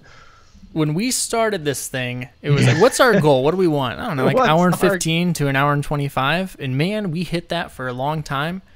And if you asked what our goal was today, I'd still probably say hour and 25 to hour and 30. Really? No. Do you know how long that's, I mean, a goal. Am I at this point thinking we're ever actually going to hit it? Absolutely not. We're at an hour and 31 minutes right now. We're not done yet. Historically speaking, the first episode that broke 2 hours, we looked at that and we said, "There's no way, no one's going to listen to 2 hours straight." And so it was the Murky episode. It was we broke it into Concerto 2 parts. Murky. Oh, yeah. We broke it into 2 parts because we were like, Because we were so "It'll be worried more about it." digestible." It's like no one's but going to hey- listen to a 2-hour episode, guys. We have to break it into 2 parts. And it's like, well, Pro tip, people: when you get out of your car and go into work, pause it, and then when you come back from work, you can hit unpause and listen to the rest. It's fine. It's totally It's crazy how technology works like Yeah, that. it is. It totally is. But yeah, that is kind of funny. Looking I back. remember that. That's super funny because it was a big conversation like between were us. It's just stressed like about it. we were super stressed. It's like, oh my gosh, this is. I think it was like 2 hours and 5 minutes or something like that, and it It was, was oh just my over gosh, 2 hours, and we were like, "That is way over our that mark." is so long. and you know, when we were initially doing like the 2 hour or hour and 15, hour and 25, that's when we had like 4 people on the show, which is, if true. you've never podcasted before, the more people you have on, the harder it is, especially for somebody who's hosting the show, to try and, you know, divvy up the conversation. It's real hard to get 3 other people to shut up so you can move on because you got more We to talk started with about. 5. We started with 5. Yeah. Yeah, I don't know how we Questionable did that. decision. That was that was pretty crazy. So, Yeah. Anyway. yeah, we're still going. Speaking of which, hey guys, there was a balance patch today. What? Heroes content There was. the week before Christmas. Yeah. How dare they? They are supposed to be on a slower cadence. What? What's going Makes on no here? sense. This must have been in the pipeline before. Yeah. Well, I mean, it It was. potentially Probably probably was. was, you know. I just get what I'm doing here. Yeah. But yeah, balance patch came out today, and well, we don't need to spend a ton of time on it here. There are some things can run down real quick. Gall got a nerf. Big old nerf. Big ol' nerf. Turns out, though, he can still be real strong if they have the right team. We got crushed earlier by a Cho'Gall and a medic. Orphea got Nerf. a nerf. She also still seems pretty good, so nothing to super Can worry about attest there. to that. Yep. From streamed games earlier. Yep. Samuro nerfed. Little nerf. A little, yeah. I mean, Little nerf. yeah. The Illusion Master 2-second cooldown increase. That's pretty big. Yeah, Because little that's nerf. when you're cycling through the illusions. Yeah. Yeah, when you can Kind of changes up transport. how you play. Yeah, it just makes them a little less frustrating Yeah. to play against. Sylvanas, little buff, increased to health and to Shadow Dagger. Which, by the way, I do like her rework. I'm still getting used to it. I guess I shouldn't say I like rework. The jury's still out for me personally. I think I'll like it. I think I like it too, but I'm super weirded out by Shadow Dagger. Now that I've had the chance to play her some more, like it doesn't. You have to think a lot more about it. You have to think about it, and then it's not like, unless you of course have the trait activated, it's not permanently locking up what you're spreading it to, and I don't know. It's weird. There's a build you can do with it too, with a quest that gives you unlimited, no cap damage on it. That seems fairly easy to get off, but yet not really. Like, I don't know. Jury's out. We'll have to do a hero rework on her as well. Oh yeah, for sure. Zagara, nerf. I don't see much Zagara anymore, but she's still annoying every time I see her. So, supports, we got Ariel. A little buff, mini buff to a talent. Mini buff. One talent, yeah. Yeah. Deckard got a little buff to talent buffs. Yeah, to different talents. So, Lieutenant Morales, little nerf, get sideways to one level 7 talent physical therapy. Yeah, I don't know. I don't play enough Morales. I don't see her unless there's a Cho'Gall, and then I don't want to see her. Uther, this one's actually kind of interesting. Level 7 Armor of Faith talent to the Q, now has a 20-second cooldown, but new functionality now also restores 90 mana when Uther is stunned, rooted, or silenced. So, which happens a lot because you're often you're up in the getting your own stuns off. So yeah, and for a guy that could use some mana back, I would have to look at his level 7 tier to know what this talent is up against, but yeah, seems good. Sure. Cho, nerf, health stuff. Diva, a little buff to her auto attack, the mecha auto attack. Mal'Ganis. Thank goodness for that. She felt like freaking pea shooters. On those things. Yeah. Diva's in a weird spot, man. Like, I don't know. Again, it's probably a conversation for another day, but I feel like they nailed the Overwatch character, but did not nail making a good Heroes character. Hey, I still see Dids play a lot of Diva, so maybe you'll see even more of it now. I play her occasionally, but she literally had Nerf guns. Yeah, true. And hey, now we literally have Nerf Diva guns. It's true. You and I, Ryan, we barely were shooting those off. We did. Yeah. We tried them out. Mal'Ganis, Coffee. I'm super sorry to say this about your favorite hero, but got a slight nerf. Level 4 talent, healing reduced by 1. One of my favorites too. So I know Coffee's crushed by that dude. I've never seen a person more passionate about Mal'Ganis than Coffee. Stitches, a buff. A buff? Which I'm super stoked about. I'm so confused. Stitches is awesome right now. Like, he's super dope. I love new Stitches so much. And I liked Chop, the attack speed increase. I think I even called it out last week before this increase. And now if we're playing a game after this, I'm chopping. And the developer comments for this are amazing. Overall, Stitches is faring well with his new toys. There are a few places we think could stand some numerical changes, but we'd like to give him a bit more time to settle with all the changes that went out this patch. We will continue to monitor the large lad, but felt there was some easy wins on talents that were obviously underperforming. Yeah. What a large lad. I haven't tried more of his auto attack or damage stuff. I've been going more sustain. But man, I love Stitcher. He's like my go-to tank whenever I get stuck playing tank. So, is he a large lad though, or is he a lot of lads stitched together? That's true. Not to get super dark here, but yeah. But yeah. No, I'm not gonna be able to not think about that. Sure can't, because that's what they are. I'll just think about the teddy bear one. The teddy bear one is technically one large lad. Sure. It's true. But yeah, that's the balance patch that hit today. So, don't fall victim to a death where somebody who killed you's Kevin says you didn't read the patch notes when you didn't read the patch notes. Let's go and read the patch notes. That way you just died because you got outplayed. Moving on here, TBK, you got a couple community content shout-outs. I do. And two of these are directly related to the announcement that we talked about. I gotta poke a little fun at it. Poke a little fun at it. Yeah. Because Otherwise, you just go crazy. So I'm going to link these in chat, and of course there will be in the show notes. You really should go check these out. The first one is by a guy named Matt at Drakes, and he's done some machinima for Heroes before. And this one he does is a parody of the Avengers Endgame trailer with Heroes, and it is incredible. I love Heroes those things. Endgame. So funny. Yeah. Now this is like, I don't want to spoil anything in it, but it's so good. So good. Just watch killed the me. Avengers Endgame trailer first. Yeah, probably. And then watch this one Whoa, because wait. it gets Back up. much more interesting. Watch Infinity War first, because the yeah. trailer would spoil that entire movie. And then I just watch assume the after it's trailer. been out for this long that, you know, if you're not gonna, If you haven't seen it at this point, you I mean, won't care about spoilers. you probably Yeah, don't I care guess about maybe spoilers. not. I mean, it's on But- Netflix, so. Good point. Yeah. Secondly, and this is incredible, is a post by Blue Lightning TN on the Heroes subreddit. And this post is kind of a parody in a lot of ways of the Jalen Brack PR letter they put out announcing all the stuff for Heroes, called A Message from Blizzard Consumers and Fans About the Future of Blizzard and Blizz Esports. I'm not going to read the whole thing here because it's much better if you read it yourself.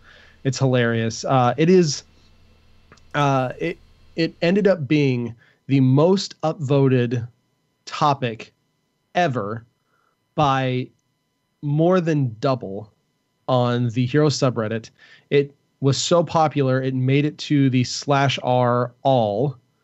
Oh yeah. And it is the most platinum Reddit platinumed post ever on Reddit, from what I was reading. And it is extremely well written. It is hilarious, and there's a lot of truth in it. And it's extremely biting, which is Yeah. interesting too. And like I said earlier, it was even kind of hard to read because it just brought back memories of the original post. But no, it's well written. Check it out. He's definitely taking an approach of I don't know, just check it out for sure. Yeah, this is one of those things. Like I'm sure everyone's had experience with this, where you see something go viral and you're like, man, that is so smart, and I feel like I could have thought of this, but I didn't. Someone beat me to it, and I feel like did I it. could have written that. Yeah, and it's like, but honestly, I probably never would. I mean, I never would have thought about it, but it's ingenious. And while So go check it out, it's hilarious. yeah, while it's still kind of like Multi said earlier, kind of like angry about the situation, it made me chuckle. Which is good. Laughs were good. Yeah, laughs were needed this last week. And to end things off, I wanted to end things off this episode with some really cool stuff. And so here's some, and like I said, these will all be linked, of course, in the show notes, lordsofthestorm.libsyn.com, and in the chat right now, with some skin concepts, because I love skin concepts so much. This is Drustvar Zagara. And this is kind of based off the new World of Warcraft zone. And it looks so good. Looks so good. And then there's also a Drustvar Dahaka that is also super amazing. Huge props. Check those out.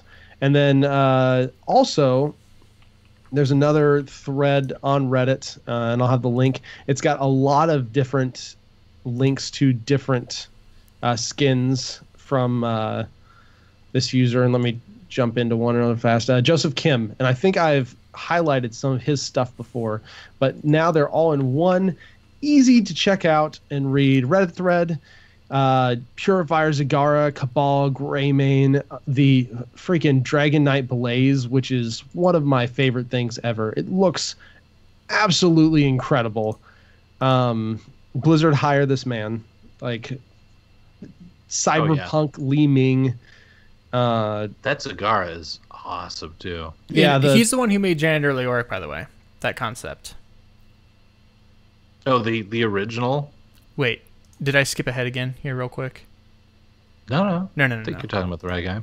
Is it Joseph Kim who made that one? He says later on. It was posted by Upper 1100. Yeah, Pure Fire Zagaro, Cabal and stuff. He's got some incredible. There's like a Ragnaros Thrall skin in here that is incredible. There's the Drustavar Diablo that looks amazing. There's some StarCraft Urel stuff that looks really good. I know I've shouted out this Lunara Starchild Lunara skin before.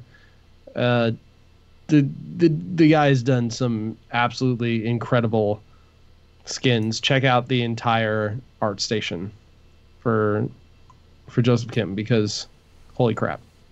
Yeah. Big old props. For sure. Yeah.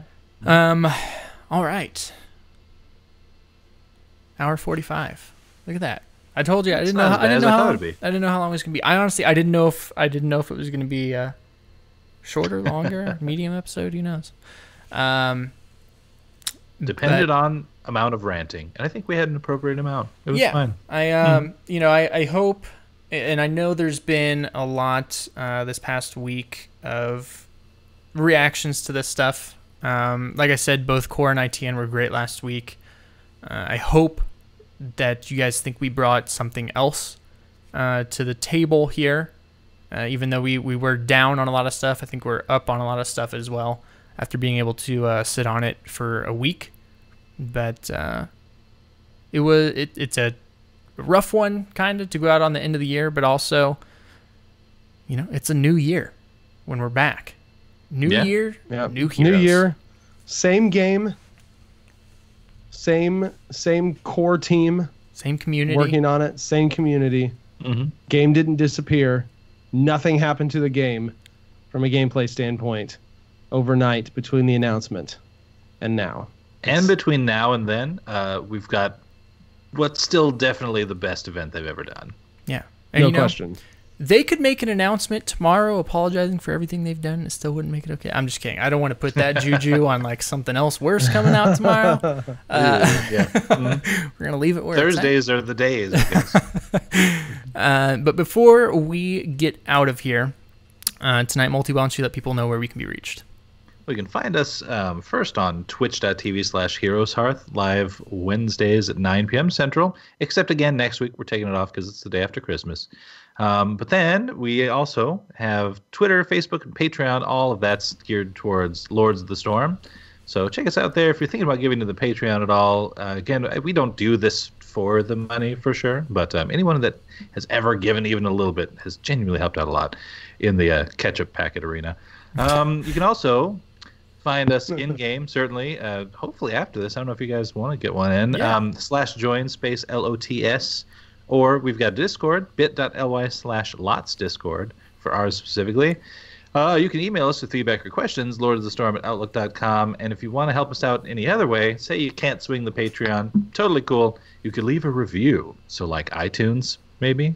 Positive one. Could be cool. Yeah. Yeah, you can also find us individually, myself on Twitter and Twitch at Gizmozord, as well as Convert to Raid presents the BattleNet News. The show that's been around for a long time, doing some awesome stuff on World of Warcraft, and now all things Blizzard. And again, if you want to hear me try and ramble through my thoughts on everything that happened last night, when it was just me talking about it, which was really hard to do, you can do so. Oh, yeah. It probably doesn't make a whole lot of sense, but hopefully it made some sense. Multi, where can you be found? I'm on Twitter at Multizord, and I'm also on another show called Hearth Casual, which is about Hearthstone, with Brian Black, a.k.a. Ro from Realm Maintenance. By the way, if you guys didn't catch Ro's interview of Frodan on Realm Maintenance, that was pretty awesome. And he actually, at the very end, he asked a lot of the questions I had sent in too, so really excited about that one. And this week is going to be a normal one, slightly. So we normally record on Thursday nights, but tomorrow night is my wife's birthday. So should probably do that thing. And but anyway, so the birthday is what I'm saying. Yeah. So not recording tomorrow night, but we're going to record Saturday night and then post it Sunday morning. So if you guys don't see it on the feed right away, that's why. All right. And TBK. You can find me on Twitter at TBKZord, and you can also find me over on HeroesHearth. I'm hoping to get the interview train, article train rolling again a little bit in the new year. And also, another good reason for that map editor, I've got another map concept in the pipeline. Yeah, dude, just make it. Yeah, I know, right? It's gotten slightly delayed because of busyness and all the crap that's happened, but it will probably come out sometime in January, and I'm super excited about this one because there's some pretty unique mechanics that don't exist yet. So yeah, to see how that goes. All right. Well, we want to give a special thanks to our patron producer Ouroborosword for helping support the show, as well as all of our patrons out there. Really, everyone in the community, everyone over at HeroesHearth, you guys are all amazing, and we're excited to see what next year brings. Until then, until we see you in 2019, hop in the Nexus, get some games in. We'll see y'all then. Bye-bye. Enough. I shall do no more. Yeah. Uh-oh. Uh-oh. Uh-oh. What'd you do? Did you not take the recording? Uh-oh. No, I'm just kidding. It's here. Okay. The only time, so I oh man, if only it gotten recorded onto Twitch. I shall do no more. Yeah, that'd be the worst. No, there was one time. So I used to do this show called The Cavalry, which was like a smaller time Overwatch podcast. It's still around actually, but there was one episode where I had Totemly Drunk from Heroes Never Die and a couple other podcasts on as a guest, and it was just me and him. And so I was recording using MP3 Skype recorder, and it just totally crapped out on me, like did not take the file. So like it was a whole lost episode. We talked for an hour and a half, and nothing came of it. And I had to go to him as a guest and be like, "Hey man, thanks for coming on, but it's not happening." So like, when you joke like that, man, I have flashbacks. I have this PTSD thing. No, I did not have trouble ending the stream. We're going to do a post-show game or two. If there's anyone that wants to join, hop in the game. We know. Type /join space LOTS. Say you're here and you want to play. Speaking of weird like production issues and stuff, do you guys remember whenever we recorded on what was it we recorded on when we started this show? Mumble? Oh no, it was what was it? Was it Mumble? No. I think it was Mumble. And we each recorded our conversation, and then I had to piece them together in separate audio tracks to create an episode. And then we ran into the issue to where even if we would like to start an episode, we would literally go, "All right, we ready? 3, 2, 1," and then we hit record. And then even when we do that, though, there was some issue to where there would be random delays in certain tracks. So I literally had to listen to like the entire episode and figure out which things were in places they shouldn't be and try and create a coherent conversation to get an episode physically out. Move the tracks so that they lined up and like break up the areas in which it was intense. Hey, guys, if you have not listened to the first few episodes of this show, don't. That's my advice to you. I'll be right back. I'm gonna login servers seem to be having issues, actually, guys. Yeah, game's dead. Oh god, dead game. I was just gonna say this. Gosh. Guys are killing me. Gone. We're kidding, guys. Yeah, I'll be right back though. Yeah, looks like all the login servers might be having issues right now. Has anyone tried another game? I'm scared to, but I'm going to try World of Warcraft here real quick.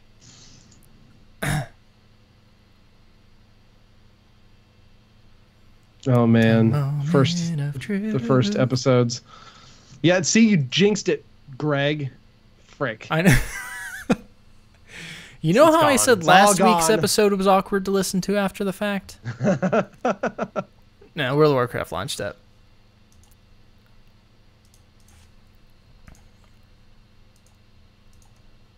Yeah, it's something with the login servers because I still see a bunch of people playing. We'll give it a few minutes here, trying to. Not getting off. Anyone have any questions? Also, I meant to thank you, chat, tonight for your conversations. I was really interesting to read. Yeah, I was trying to read as much as I could and keep up on some stuff, but it was really hard to. And I was trying to, integrate it into our conversations, but you guys were wild tonight. Wilding out.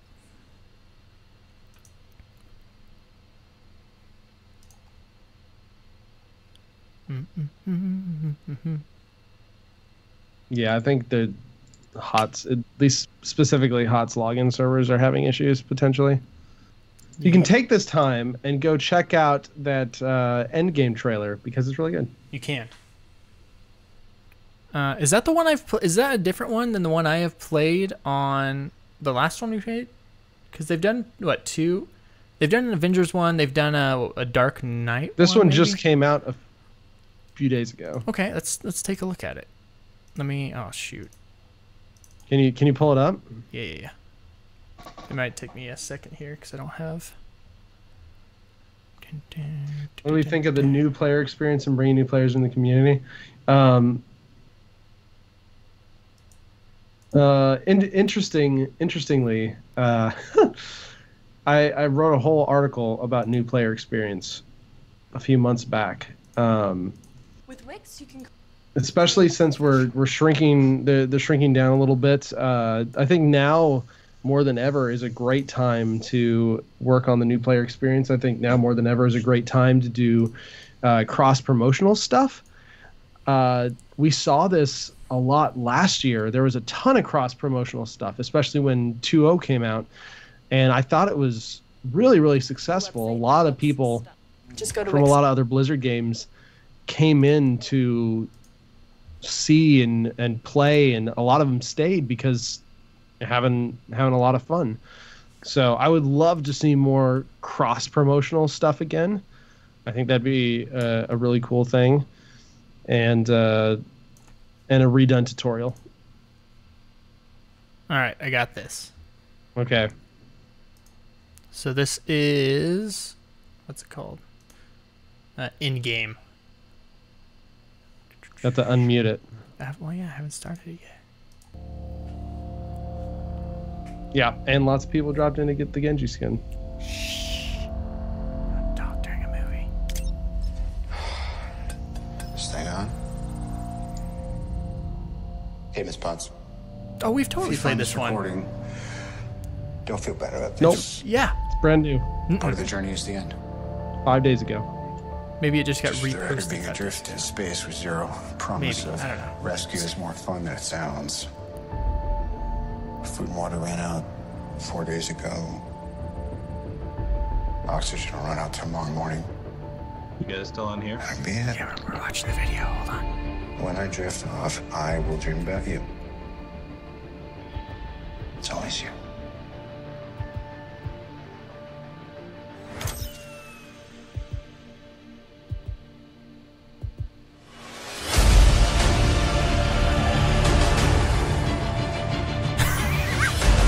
Still you fight us. Still you deny the inevitable. Exactly what he said he was going to do.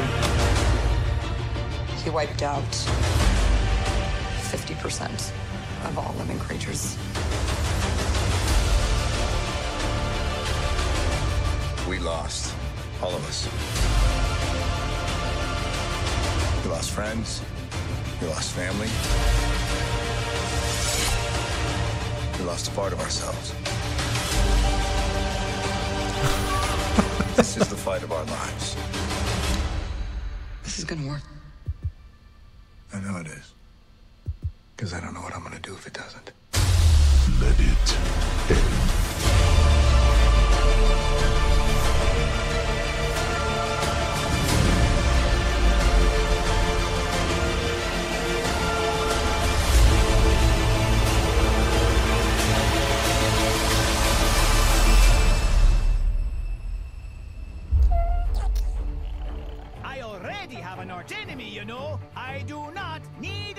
Is this an old message?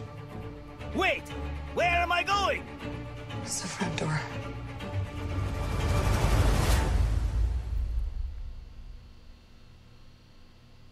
That's really good. I told you. Oh man. Oh, you hadn't seen it yet? So No, I thought I had. so amazing. All right. That guy is so freaking talented. That's That's all dubbed over the Avengers Endgame trailer. But Yeah. I liked the cute little touches of the Blizzard logo dusting to Activision and the dead Diablo holding a Diablo Immortal on the phone. I thought that was so good. that was cute. You guys having trouble getting in still? Yeah. Yeah, unfortunately. All right. So, post-show games may not happen this week, but there's lots of Heroes streaming going on. There's some good streams out there. HeroesHearth has some great streams. We had some great streams today. Yep, it's true. We had an all during Ready Up earlier. We had an all specialist game. Went about as well as you would expect an all specialist game to go. Did you guys have Sylvanas in that?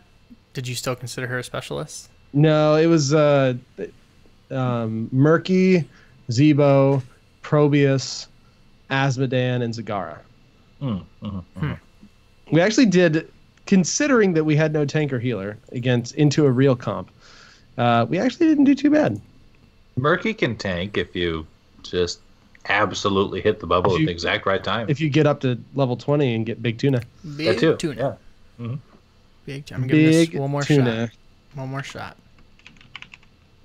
Yeah, let me try one more time. It's getting me in, and I can even see like the ghosts of the UI. Like, you know, it shows how many friends are It's on. just like, It's not past the like authentication servers. Yeah, it won't pass off. Rip. Sadness. All right, guys. Well, we are gonna hop off here then and get the show edited, posted, so it can be good to go. But again, thank you guys. Hope you enjoyed the Ready Up stream today, and yeah, we'll see you next year. Sounds good. All right. And happy holidays, everyone. Yes, Yeah. and Merry Christmas, happy holidays. Thank you guys so much. We appreciate you all. We appreciate all of our Blizzard employee friends and all the esports people and streamers and casters. HeroesHearth. Been real good people. Yeah. Yeah. And the community. You guys are awesome. We appreciate everyone that wasn't in the boardroom that made the decision to cut the HGC. But yeah, and I do believe HeroesHearth will still have stuff going on this channel. When I say see you next year, that's for Lords of the Storm. I think they got some stuff. No, some for sure. ranked up stuff. So Just talking about since we're taking next week off. Yeah. all right. Good clarification point. Yes. It'll be a nice little vacation. It'll be a nice little vacation, recharge, come back, because we've got our 200th episode coming up in January. Yeah, we do. You're welcome, Kai. Yeah, the 23rd of January should be our 200th episode. Yep. Got it. All right, guys. Adios. Goodbye. Yep. See you. It's not goodbye. It's until next time. Right. See you later.